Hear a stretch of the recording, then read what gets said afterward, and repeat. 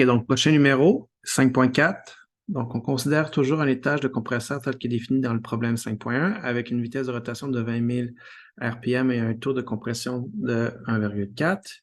Donc, pour augmenter le rendement et réduire la puissance consommée, on ajoute une série de déflecteurs Inlet Guide Vanes ou IGV avant le compresseur, de telle sorte qu'à l'entrée du rotor, la vitesse absolue de l'écoulement est maintenant donnée par une vitesse axiale de 150 mètres par seconde et une vitesse tangentielle de 85 mètres par seconde. On demande alors d'évaluer, comme précédemment, donc les différents paramètres. Donc, essentiellement, on veut savoir quel est l'effet de la composante de vitesse tangentielle de 85 mètres par seconde sur les différents paramètres du compresseur. OK. Donc, pour y arriver, on va ici commencer avec donc une mise en situation très similaire à 5.1, mais cette fois-ci, on va avoir VU1 qui est égal à 55 mètres par seconde. Donc, ici, on va commencer avec déterminer les différents angles alpha R1 et alpha R2. Donc, la démarche va être très similaire à ce qu'on a vu avant. Donc, VU1 va être égal à U moins vitesse axiale tangente alpha R1. Et ça ici, ça va nous donner alpha R1 qui va être égal à tangente moins 1, U moins VU1 divisé par vitesse axiale. Parfait. Et donc ça ici, on va avoir euh, U qui va être égal, en fait, U va être égal à la même chose que précédemment. Ben bon, on va le recalculer. R moyen, ça nous fait 20 000 RPM fois 2pi divisé par 60, multiplié par le rayon moyen, donc 0,220 plus 0,110. Le tout divisé par 2. Et ça va donner 345,6 mètres par seconde. Parfait. Donc, ici, on a vu qu'il est différent de 0. Donc, le calcul de alpha R1, on s'attend à ce qu'il soit légèrement différent de ce qu'on avait calculé dans l'exercice précédent. Donc, tangente moins 1, 345,6 moins 85 divisé par 150. Donc ça devrait donner 60 degrés. Alpha R1.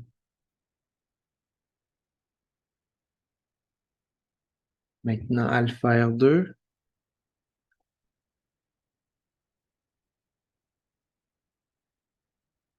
Donc, tangente inverse. Non. Donc, cosinus moins 1 de la vitesse axiale divisé par vitesse relative à station 2. Avec le même critère que précédemment, on va déterminer que VR2 va être égal à 0,72 VR1. Et on va obtenir VR1 avec un peu de trigonométrie, donc vitesse axiale divisée par cosinus de alpha R1. Et ça ici, ça devrait nous donner 300 mètres par seconde.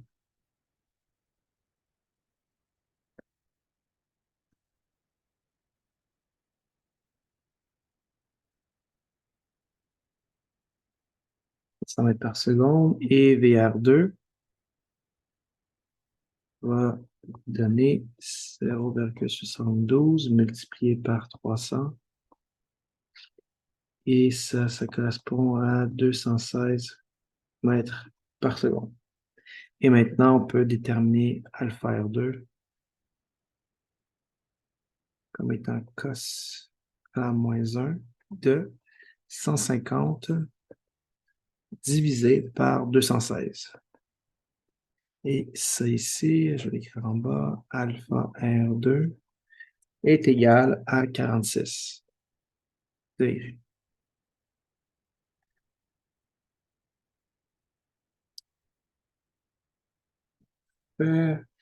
Donc, ça, c'est pour A. Maintenant, B, on veut recalculer la puissance.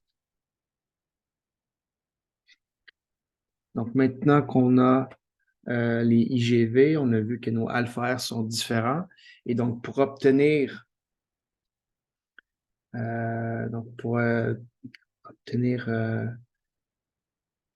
en fait, la puissance nécessaire pour faire dévier l'écoulement, donc, ça ici, on va se rendre compte que en utilisant la même équation, donc la puissance au compresseur, qui est égale à débit massique fois U fois VA, donc U fois VA, qui multiplie la différence de tangente alpha R1 et tangente alpha R2. Donc, c'est ici. Ça nous donne 25 fois 100, non, 345,6 fois 150, multiplie tangente de 60 moins tangente de 46 degrés. Et donc, c'est ici, ça nous donne une puissance au compresseur de 905 kilowatts. OK? Oups.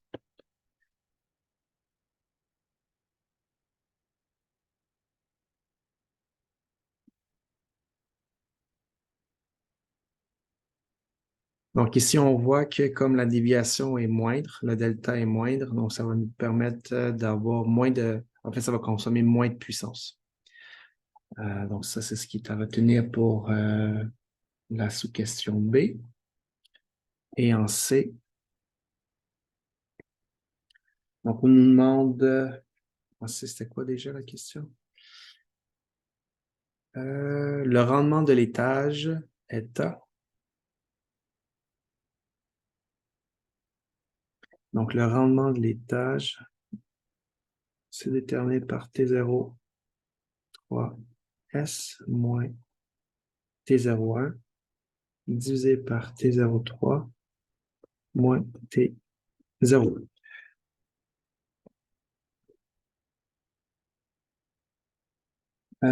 OK, donc on connaît déjà T01. T03, il va falloir le calculer. T03, il va falloir le calculer. Donc, on a toujours notre ratio de pression P03 sur P01. Donc, ça peut être un bon point de départ pour commencer. Donc, allons-y avec le ratio de pression P03 sur P01, qui est égal à T03S sur T01. Comme ça, exposant gamma sur gamma moins 1. Et ici, on va être en mesure d'isoler T03S, qui est égal à T01, qui multiplie P03 sur P01. Gamma moins 1 sur gamma. Si on peut passer à l'évaluation numérique, 256 fois 1,4 et le taux exposant 1,4 moins 1 sur 1,4. Et ça va nous donner un T03 S de 281,8 Kelvin. Parfait, donc ça nous donne notre T03. Donc on a T03, T01, maintenant il reste T03 à trouver. On vient de trouver T03S. Donc même raisonnement, en fait raisonnement très similaire à l'exercice 5.1, dans la mesure où que T03 va être égal à T02 et que T02 est égal à T01 plus U fois delta VU divisé par CP.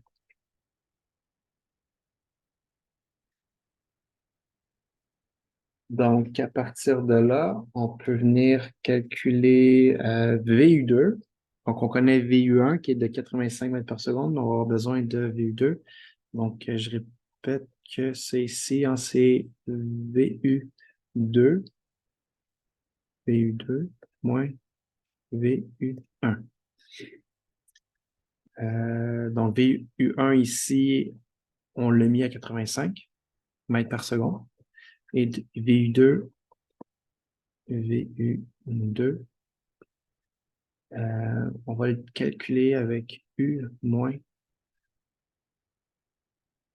VA tangente de alpha R2. Et ça, c'est égal à 345,6 moins 150 tangente de 46 degrés. Et ça va donner 190 mètres par seconde. Parfait. Donc, prochaine étape, c'est de calculer notre T03. Donc, ça va être égal à 256 plus U qui est 345,6 qui multiplie la différence entre VU2 qui est 190,2 moins 85 qui était la donnée du problème divisé par CP. Ici, 1005. Et ça correspond à 292 Kelvin. Et maintenant, on peut déterminer le rendement de notre étage de compresseur, donc 281,8 moins 256 divisé par 292 moins 256. Et ça va donner un rendement de 0,72. Parfait. Et en D, donc, on peut venir calculer le nombre de Mach en 1, donc le nombre de Mach relatif. Donc, le nombre de Mach en vitesse relative à l'entrée du rotor. Donc ici, 1, il va être égal à VR1. Oups. Divisé par A1. Donc ici, A1 va être égal à gamma RT1 racine carrée. Et le T1 va être déterminé à partir de T01 moins V1 au carré sur 2CP. Et donc ici, le V1, il faut faire attention. Le V1 peut être déterminé. Et on va isoler juste V1 en fait. Peut être déterminé par VU1 au carré plus VA au carré, le tout racine carrée. Et ça va donner 85 au carré plus 150 au carré, racine carrée de tout. Et ça donne 172,4 mètres par seconde. Et maintenant, on peut déterminer T1 qui va être égal à 256 moins 172,4 au carré divisé par 2 fois le CP de 1005. Et donc, ça va donner une température statique à la station 1 de 241,2 Kelvin. Et maintenant, on peut venir évaluer la vitesse du son. La vitesse du son ici, ça va être 1,4 fois 287 fois 241,2 et ça donne 311,3 mètres par seconde.